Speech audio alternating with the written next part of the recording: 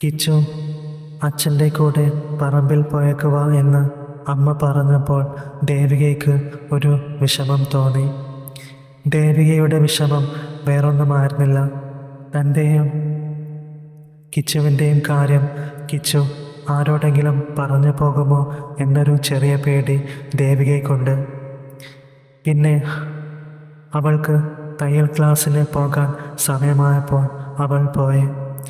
വൈകിട്ട് തിരിച്ചു വരുന്ന വഴി അവൾ ഗോപികയെ കണ്ടു.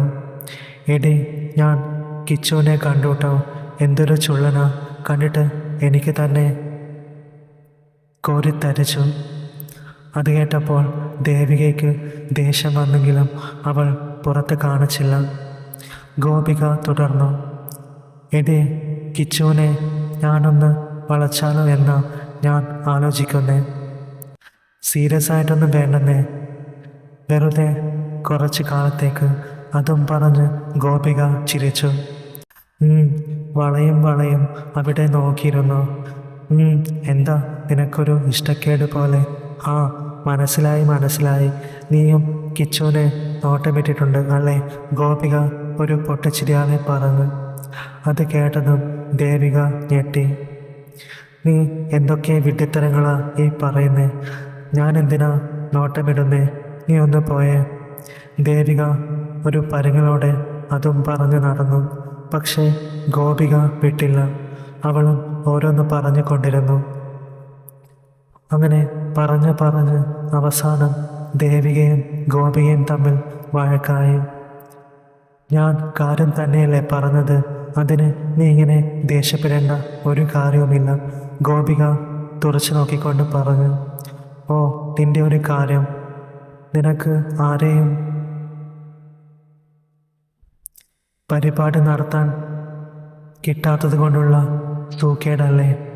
നീ ഒരു കാര്യം ചെയ്യ, വല്ലതും എടുത്ത് ഇട്ടുകൊടുക്ക്, ആ സൂക്കേടങ്ങ് മാറട്ടെ. ദേവിക പറഞ്ഞത് കേട്ട് ഗോപിക ഒന്ന് ചമ്മി. എങ്കിലും വിട്ടില്ല. അതെ, അതുകൊണ്ട് തന്നെയാണെന്ന് കൂട്ടിക്കോ. നിനക്ക് താല്പര്യമില്ലല്ലോ, ശരി. പക്ഷേ നീ നോക്കിക്കോ ദേവികെ, കിച്ചുവിനെ ഞാൻ വളക്കും. പോവ, നീ കുറേ വളച്ചത് തന്നെ. ഒന്ന് പോ അവിടുന്ന്. പയ്യന്മാരോട് എങ്ങനെ നേരാവണ്ണം സംസാരിച്ച് കയ്യിലെടുക്കാം എന്ന് പോലും അറിയാത്ത നീയാണോ ഈ പറയുന്നേ? അതും പറഞ്ഞ് ദേവിക കളിയാക്കി ചിരിച്ചു. ഗോപികയ്ക്ക് വാശി കൂടി. ദേവികയെ നീ നോക്കിക്കോ, കുറച്ച് ദിവസങ്ങൾ കൊണ്ട് തന്നെ ഞാൻ കിച്ചുവിനെ കയ്യിലെടുത്ത് അമ്മാനമാടും. നീ നോക്കിക്കോ, അവനെ എൻ്റെ പിന്നാലെ നടത്തിക്കും. എന്തുണ്ടായിട്ടാ കിച്ചു നിന്റെ പിന്നാലെ നടക്കുന്നേ? ആ മാവിൻ കൊമ്പിലെ വലിയ 2 മാമ്പഴങ്ങൾ കണ്ടിട്ടാണോ? അല്ലാതെ വേറൊന്നുമില്ലല്ലോ. ദേവിക പറഞ്ഞത് ഗോപിയുടെ മനസ്സിൽ കൊണ്ടു. നിനക്ക് കാണിച്ചു തരാം ഞാൻ. അതും പറഞ്ഞ് ഗോപിക ദേഷ്യത്തോടെ പോയി. അങ്ങനെ പിറ്റേന്ന് രാവിലെ കിച്ചു പിന്നാമ്പുറത്തിരുന്ന് പല്ല് തേക്കുമായിരുന്നു. പെട്ടെന്നാണ് കിച്ചുവിൻ്റെ ശ്രദ്ധ അപ്പുറത്തെ വീട്ടിലേക്ക് പോയത്.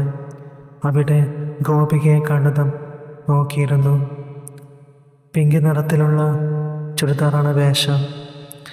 മാവിൽ വലിഞ്ഞു കയറി കമ്പ് കൊണ്ട് മാമ്പഴങ്ങൾ കുത്തിയിടുവാണ് ഗോപിക. അവൻ അതും നോക്കിയിരുന്നു. കിച്ചുവിന് ഇഷ്ടമായത് ആ 2 വലിയ മാമ്പഴങ്ങളായിരുന്നു.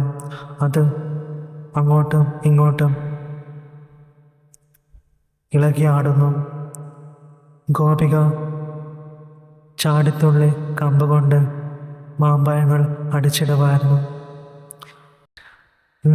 കൊള്ളാം, കിച്ചു മനസ്സിൽ പറഞ്ഞു. പിന്നെ ഗോപിക നിലത്ത് വീണ മാമ്പഴങ്ങളെല്ലാം പെറുക്കിയെടുത്ത് ഒരു കൊട്ടയിലാക്കി കൊണ്ടുപോകുകയെ കിച്ചുവിനെ നോക്കി ഒരു ചിരി ചിരിച്ചു. കിച്ചു ഒട്ടും പ്രതീക്ഷിച്ചിരുന്നില്ല അങ്ങനെ ഒരു ചിരി. അതുകൊണ്ട് തന്നെ പെട്ടെന്ന് കണ്ട ആ ചിരിയിൽ തിരിച്ച് ചിരിക്കാനും പറ്റിയില്ല. അപ്പോഴേക്കും ഗോപിക വീടിനകത്തേക്ക് കയറിപ്പോയിരുന്നു. അങ്ങനെ കുറച്ച് സമയം കഴിഞ്ഞ് കിച്ചു കുളക്കടവിലേക്ക് പോയി. അവിടെ പലപ്പോഴും വേറെ ആരും വരാറില്ലായിരുന്നു. അങ്ങനെ കുളിച്ചു കൊണ്ടിരിക്കുമ്പോഴാണ് പെട്ടെന്ന് ഒരു കാൽ പെരുമാറ്റം കേട്ട് തിരിഞ്ഞു നോക്കിയത്. അത് ഗോപികയായിരുന്നു.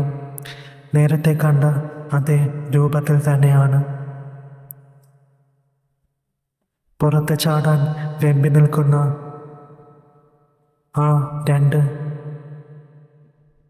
സൗന്ദര്യങ്ങൾ കിച്ചു ഒരു അമ്പരപ്പോടെ ദർശിച്ചു.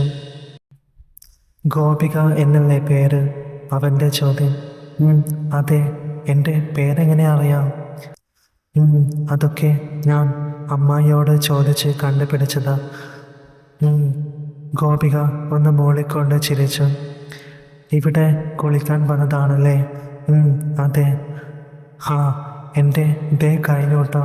അതും പറഞ്ഞ് കിച്ചു കയറാൻ നിന്നതും ഗോപിക പറഞ്ഞു, അതൊന്നും സാരമില്ലെന്നേ. അതും പറഞ്ഞ് ഗോപിക എല്ലാം മാറ്റി കുളത്തിലേക്ക് ഒറ്റച്ചാട്ടം. കിച്ചു അത്ഭുതത്തോടെ നോക്കി. ഇപ്പോൾ ഇവിടെ എന്താ സംഭവിച്ചത്? കിച്ചുവിൻ്റെ കിളി പോയി. ഗോപിക ഒന്ന് മുങ്ങിയിട്ട് പൊങ്ങി. എന്താ കിച്ചൂട്ട, പേടിച്ചു പോയോ? ഇല്ല, എനിക്ക് ഇത് കണ്ടപ്പോൾ ആകാശഗംഗ സിനിമയിലെ ഒരു സീന ഓർമ്മ വന്നത്. കിച്ചു ഒരു ചിരിയാളെ പറഞ്ഞു. ഏത് സീന? ഇന്നസെൻറ്റും ആ പ്രേതവും കുളിക്കുന്ന സീൻ. അത് കേട്ടതും ഗോപിക ചിരിച്ചു. അയ്യോ, ഞാൻ പ്രേതവും പിശാചൊന്നുമല്ലാട്ടോ. ഗോപിക ഒരു ചിരിയാളെ പറഞ്ഞു. അത് പിന്നെ എനിക്കറിയാലോ, താൻ പ്രേതമൊന്നുമല്ല, ഒരു ദേവതയാണെന്ന്. അത് കേട്ടതും ഗോപിക സന്തോഷത്തോടെ ചിരിച്ചു. കിച്ചു താൻ ഉദ്ദേശിച്ച വഴിയിൽ തന്നെ വരുന്നുണ്ടെന്ന് അവൾ മനസ്സിൽ പറഞ്ഞു. എന്താ ഒന്നും മിണ്ടാത്തെ? അവൻ്റെ ചോദ്യം. അത് പിന്നെ ഇയാളുടെ ആ സൗന്ദര്യം കണ്ട് നോക്കിപ്പോയത്. ഗോപിക നാണത്തോടെ ചിരിച്ചുകൊണ്ട് പറഞ്ഞു. ആണോ? ഷോ. പിന്നെ ഇയാൾ ജിമ്മിൽ പോകുന്നുണ്ടോ? നല്ല മസിലൊക്കെ ആണല്ലോ. ഗോപിക ചുമ്മാ പുകഴ്ത്തിക്കൊണ്ട് പറഞ്ഞു. ജിമ്മിലോ? ഞാനോ? ഇല്ല. ഇതൊക്കെ മസിലാണോ എന്ന ഭാവത്തിൽ അവൻ സ്വയം നോക്കി അഭിമാനം കൊണ്ടു. അത് കണ്ട് ഗോപിക വാപ്പൊത്തി ചിരിച്ചു. എനിക്ക് മനസ്സിലായിട്ടോ, കിച്ചു പറഞ്ഞു. എന്ത് മനസ്സിലായെന്നാ? അല്ല, താൻ എന്നെ ആക്കിയതാണല്ലേ? അല്ലാട്ടോ, എനിക്ക് തോന്നി, ഞാൻ പറഞ്ഞു, അത്രയുള്ളൂ. ഗോപിക അത്രയും പറഞ്ഞു ഒപ്പിച്ചു. ശരി ശരി. പിന്നെ താനും കൊള്ളാട്ടോ. ജിമ്മിൽ പോകുന്നുണ്ടോ? നല്ല മസിലൊക്കെ ആണല്ലോ. കിച്ചു അതും പറഞ്ഞ് പൊട്ടിച്ചിരിച്ചു. ചിരിച്ചോ, എന്നെ കളിയാക്കുക അല്ലേ? ഗോപിക പിണക്കം നടിച്ചു. അപ്പോഴേക്കും പിണങ്ങിയോ? ഞാനൊരു തമാശ പറഞ്ഞതല്ലേ. സത്യം പറഞ്ഞാൽ കൊള്ളാട്ടോ, നല്ല ഭംഗി. ഈ നാട്ടിൻ പുറത്തെ മാവിൻ കൊമ്പിൽ ഇത്രയും വലിയ മാമ്പഴങ്ങൾ ഞാൻ മുൻപ് കണ്ടിട്ടേയില്ല. അതും തൊട്ടടുത്ത്. ഓഹോ, അതെയോ? അത്രയ്ക്ക് ഇഷ്ടമാണോ മാമ്പഴങ്ങൾ? അതെ, ഇഷ്ടമായി. ആണോ? എന്നാ എടുത്തോളൂ. എന്താ? കിച്ചുവിന് വിശ്വസിക്കാനായില്ല. അതെ, എടുത്തോ എന്നാ പറഞ്ഞ്. ഒരുപാട് ഇഷ്ടമായത് ഇങ്ങനെ വെച്ച് നിൽക്കാൻ പാടില്ലെന്ന ആഗ്രഹം സാധിക്കണ്ടേ? എടുത്തോളൂ, വിശപ്പ് മാറണ്ടേ? ഗോപിക ഒരു ചിരിയാളെ അങ്ങനെ പറഞ്ഞതും കിച്ചു അമ്പരപ്പോടെ നോക്കി. എങ്കിലും കിട്ടിയ അവസരം പാഴാക്കാതെ കിച്ചു വേഗം ആ മാമ്പഴങ്ങളെടുത്ത് കഴിക്കാൻ തുടങ്ങി. നല്ല വിശപ്പുണ്ടായിരുന്നത് കൊണ്ട് നല്ല പ്രത്യേക രുചി തന്നെ തോന്നിയിരുന്നു. അങ്ങനെ എല്ലാം കഴിഞ്ഞ് വിശപ്പ് മാറിയപ്പോൾ അവർ വീട്ടിലേക്ക് മടങ്ങി. വിശപ്പ് മാറി എന്ന സന്തോഷം കിച്ചുവിനും ദേവികയുമായിട്ട് താൻ വെച്ച പന്തയത്തിൽ താൻ ജയിക്കുമെന്നുള്ള സന്തോഷവും ഗോപികയ്ക്കുമുണ്ടായിരുന്നു. അന്ന് തയ്യൽ ക്ലാസ് ലീവായിരുന്നു. അതുകൊണ്ട് തന്നെ ദേവിക അന്ന് വൈകിട്ടാണ് എണീറ്റത്.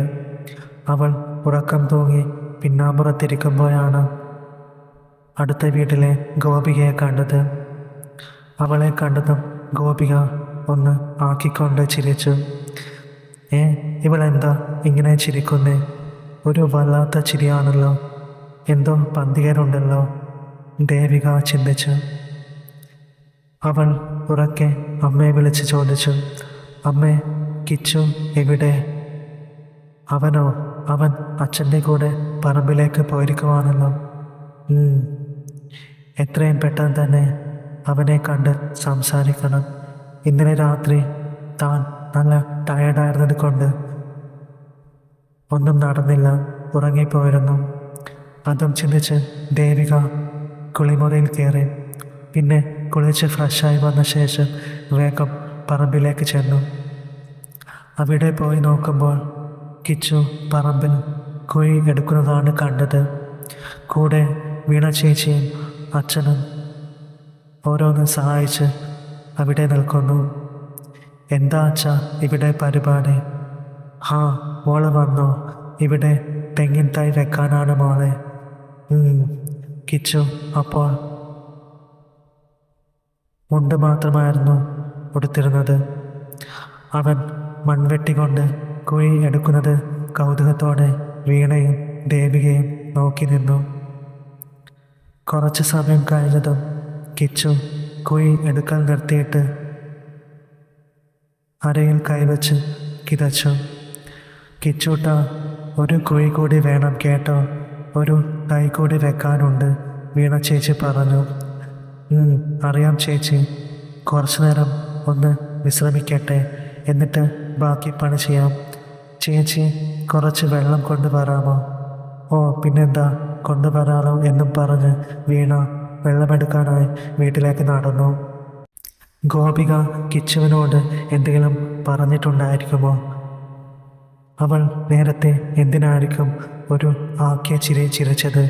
ഇനി അവൾ താനുമായുള്ള പന്തയത്തിൽ ജയിക്കാൻ അവളുടെ ഭാഗത്തു നിന്നും എന്തെങ്കിലും നീക്കങ്ങൾ ഉണ്ടായിരുന്നിരിക്കുമോ എന്നൊക്കെയുള്ള ചിന്തകൾ ദേവികയുടെ മനസ്സിലൂടെ കടന്നുപോയി.